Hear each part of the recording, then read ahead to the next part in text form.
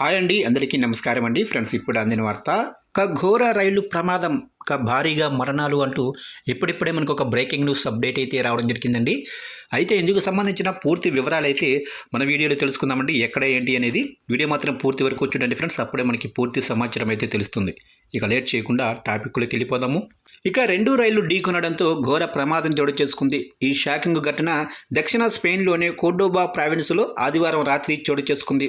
ఇక మలాగా నుంచి మ్యాడ్రిడ్ వెళుతున్న ఇరియో అనే ప్రైవేటు హైస్పీడ్ రైలు అడమూజ్ ప్రాంతం వద్ద పట్టాలు తప్పి పక్క ట్రాక్ పైకి దూసుకెళ్లింది.